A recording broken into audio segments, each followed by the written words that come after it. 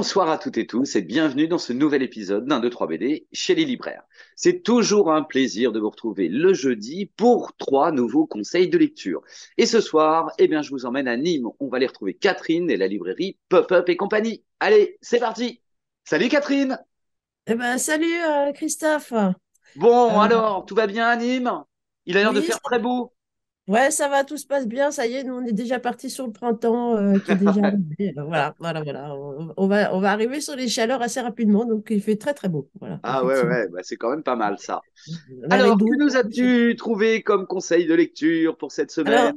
oui, alors des BD qui sont pour deux d'entre elles en adulte et une en jeunesse. Donc les deux en adulte, effectivement, sont déjà parus, notamment pour une qui s'appelle 1629 ou Les naufragés du Jakarta, qui est sorti en fin 2022 et qui pour moi est, si ce n'est la BD, en tout cas une des BD de cette année 2022. Voilà.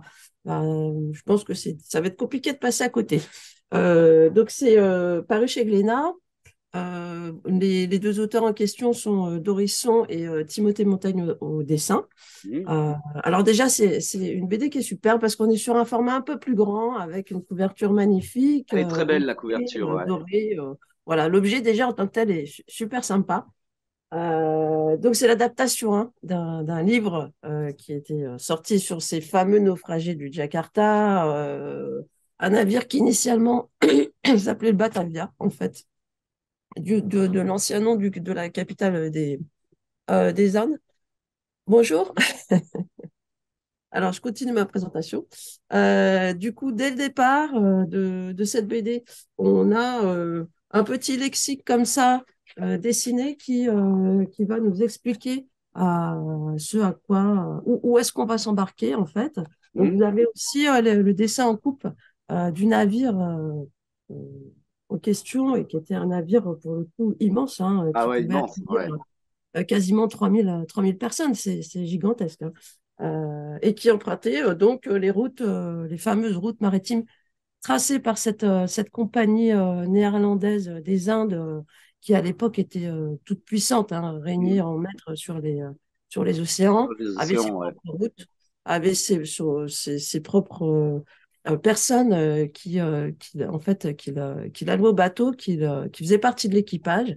Donc cette compagnie nommait un homme qui avait même plus de pouvoir que le capitaine lui-même, en fait. Ouais. Voilà. Hmm. Donc, le but du voyage, eh ben, effectivement, c'est de transporter en son sein une cargaison, un butin donc de matières précieuses,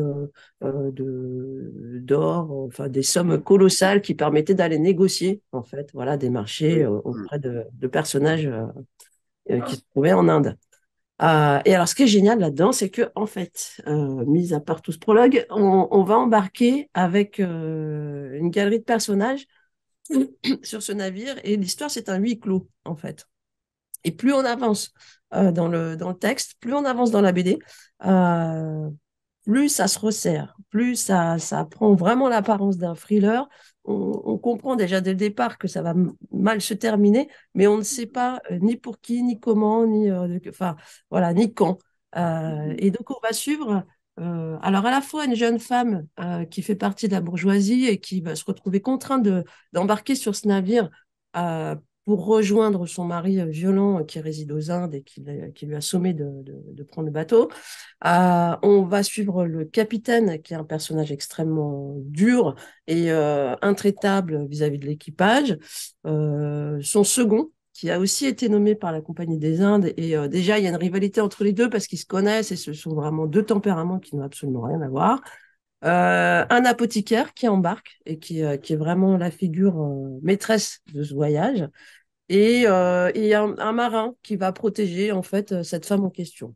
Plus un curé, parce que bon, il faut bien qu'il y en ait un, plus un Ouais, ouais, il médecin. y a toute une série de personnages là, assez étonnant, hein. Hmm. Ouais. Et du coup, les dessins aussi sont super parce que c'est à la fois, vous avez pas mal de cadrage assez serré Hmm. lorsque la tension monte avec des cases qui peuvent être assez, pour le coup, assez plutôt légères et qui nous rappellent que bah, on Ouais, est ouais, le sur un. graphisme est très très beau. Très très beau. Le graphisme est très beau et puis vous avez également quasiment ces 3000 personnes qui au final représentent la fange d'Amsterdam. Mm. Donc des repris de justice et des Mm. personnages super sympas en tout genre. Et on sent qu'à chaque moment, ça peut éclater, quoi, en Ouais. fait. Ouais. Ouais, ça crée une tension. Non, c'est très bien ça.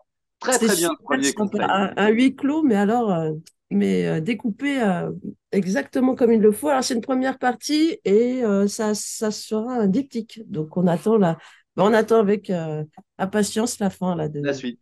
de cette histoire, la suite. Voilà. Très bien. Alors, deuxième conseil de lecture, Catherine.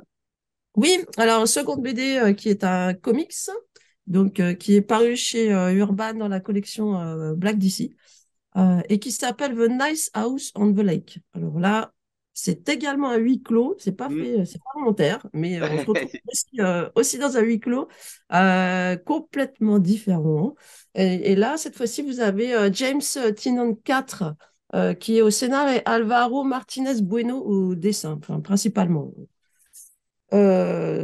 Alors, comment expliquer Nice House on the Lake? Déjà, c'est un mélange de genres. C'est à la fois du Hitchcock. D'ailleurs, quand on voit le titre, Mm. enfin, ça nous fait penser tout de suite à ça. C'est une référence à voilà. Mm. Ouais, c'est à la fois Hitchcock, à la fois comme le scénar de Joe Hill avec le Key Oui. et saupoudré de Stephen King. Voilà, en fait, c'est tout Mm. ça. Mm.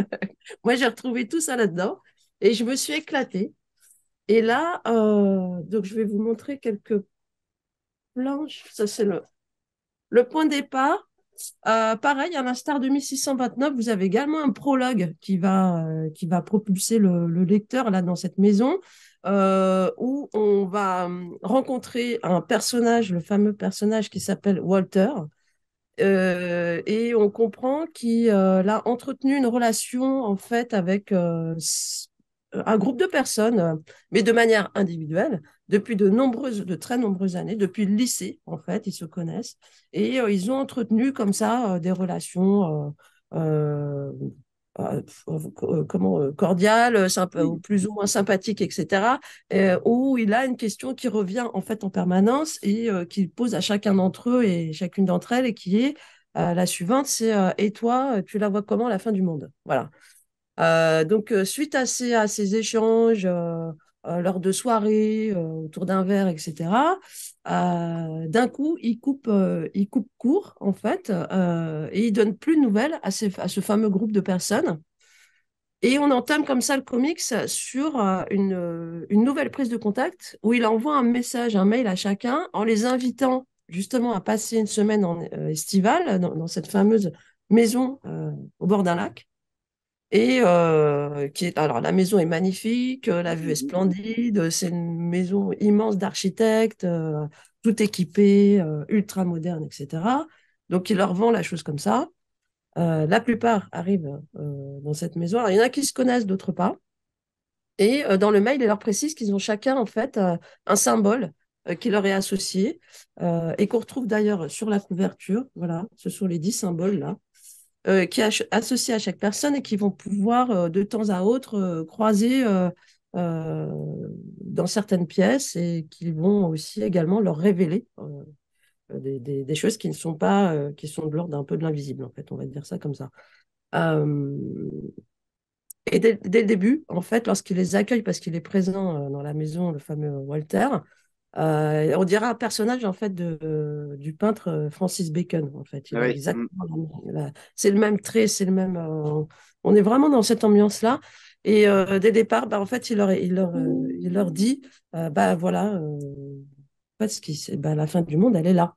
Mm. Parce que tout autour de vous, et ils s'en rendent compte en regardant des vidéos de grandes villes américaines, il y a eu des tempêtes de flammes qui se sont abattues un peu partout, tout autour d'eux.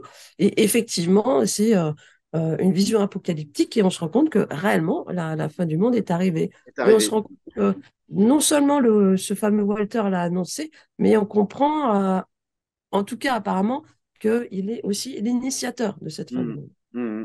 Ouais, Et c'est donc, très bien ça. c'est super bon. Et c'est pareil, c'est aussi un thriller parce que c'est extrêmement bien découpé, je trouve, le comics, Ouais. parce qu'avec toute la galerie de personnages, parfois, c'est pas évident de suivre, Hmm. en sachant qu'ils ont chacun aussi leur passé, la relation justement à ce qui les entoure, qui va être différente. Et nous, lecteurs, enfin, lectrices, on est dans l'attente, en fait, parce que Ouais, ouais. Hmm. il dissimule comme ça certains éléments, mais pas complètement. Donc, Hmm. on a bien compris que oui, effectivement, c'était l'apocalypse, ça, d'accord, pas de problème. Mais quand même, on est un peu dans le doute parce qu'on ne sait toujours pas où est-ce qu'il veut nous emmener, en Vous fait, emmenez, ouais. Hmm. du Ouais, premier ouais, c'est tome. très bon ça. Très, très J'ai bon. trouvé ça super bon pareil. C'est une excellente surprise là, de ce début d'année. Bon, ben, ouais, effectivement, à suivre aussi. Et voilà, C'est à suivre aussi. Allez, la petite voilà. dernière. Là, on va faire un peu de jeunesse, hein, je crois. Oui, ouais, en jeunesse, qui vient de paraître récente chez Dargaud. Et donc, c'est Mademoiselle Sophie. Alors, le titre entier, c'est Mademoiselle Sophie ou la fable du lion et de l'hippopotame. Donc, c'est de Zabu et Hippolyte.